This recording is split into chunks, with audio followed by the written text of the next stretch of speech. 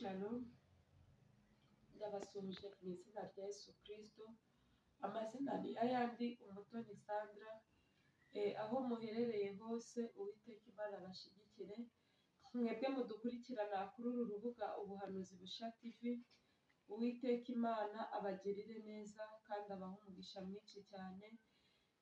Kandi namwe mwageraho bwa mbere Uwiteka abashyigikire, ibyanya bibemo kandi abihagararemo, kuko ibyo Imana ibayemo birashoboka. Hari igihe ibyawe ushobora kubishyiramo amafaranga bikanga, ariko ibirimo Kristo ntabwo bijya binanirana. Njya nkunda kubashishikariza gushima mbere y'uko twumva ijambo ry'Imana. Njya nkunda kukubwira, umunsi ushobora gusa n'undi ariko ibereye muri uwo munsi ntibise, cyangwa se ijoro rigasa n'irindi ariko ibereye muri iryo joro bigatandukana n'andi majoro yose waba warahuye nayo.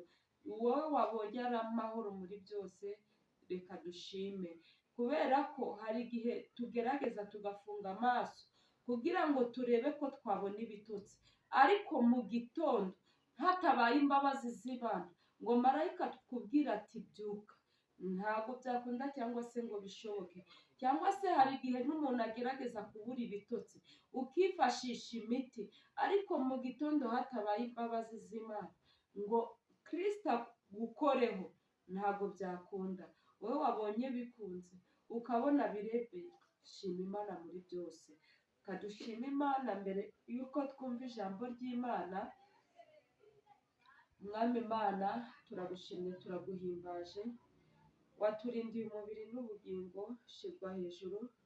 Hari benshi bavuye mu mubiri, abandi biswa andi mazina, abandi bahuye n'ibibazo bitandukanye.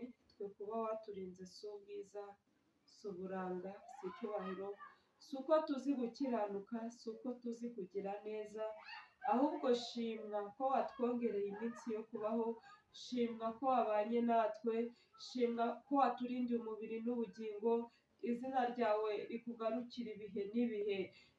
Mwami Imana, rero tugiye kumva ijambo ryawe, reka ntirice mu gutwi kumwe ngo rihinguke mu kundi, ahubwo rishinga imizi mu mitima yacu. Mana, reka mbonereho kukwereka buri muntu wese ufite ikibazo.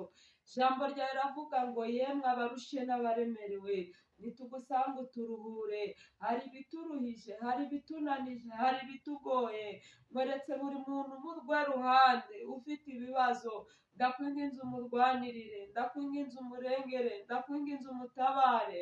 Mweretse abarwayi, mweretse abadafite shingiro na rugero. Data, uravuga ngo uri se w'imfubyi ukaba umugabo w'abapfakazi, ngo kandi uri Imana ifasha abadafite shingiro na rugero. Ndakwinginze buri muntu umurwe ruhande, umurwanirire kandi umugirire neza. Reka intambara dufite uzihagararemo, kubera ko ntacyo twakwishoboza. Ijambo ryawe riravuga dushobozwa byose na Kristo uduha imbaraga. Mwami Imana, turagutegereje kugira ngo urwane iyi ntambara.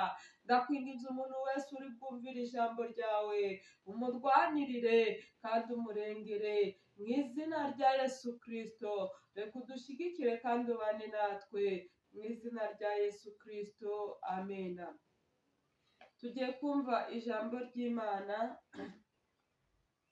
riri muri Zaburi 15, umurongo wa mbere kugeza kuri 5.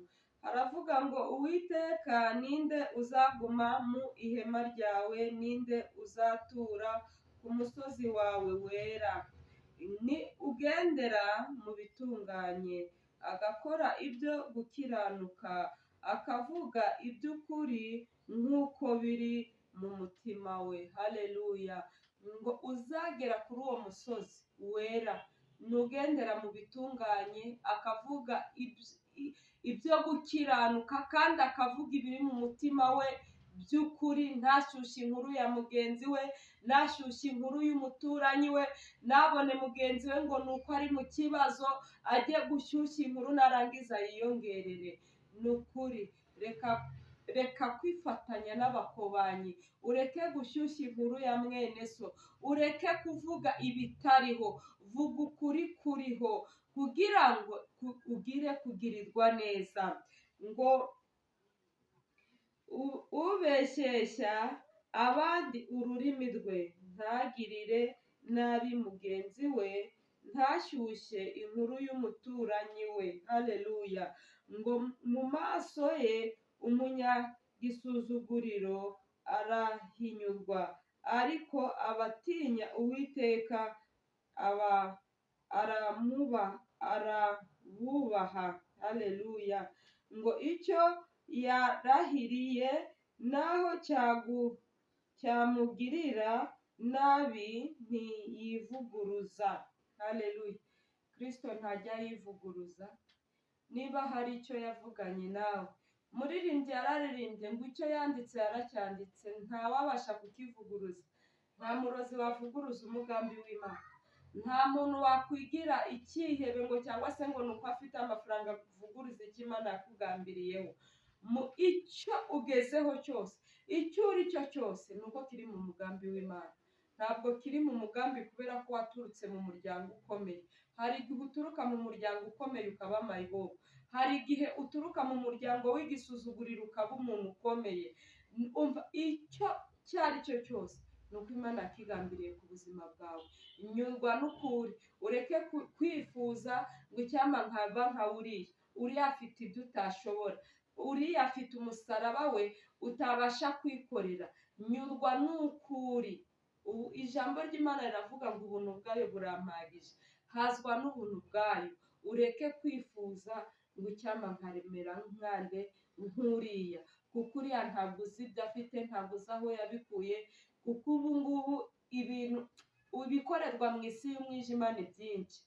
Ntawamenya aho ubu ngubu ibintu biva. Wowe nyurwa n'ukuri, ureke kwifuza uko ndiko, ureke kwifuza uko umuturanyi wawe ariho, ureke nyurwa. Vuga Mana ndagushimye uko wangize kose kuramaze. Hari abifuza kumera nkawe ariko bitashoboka, ariko we shima. Shima uko biri kose. Hari uko Imana yakugize gutandukanye n'abandi. Imana itugirire neza. Ngo ntaguriza ifeza kubona indamu zirenze urugero, cyangwa ntiyemera ibiguzi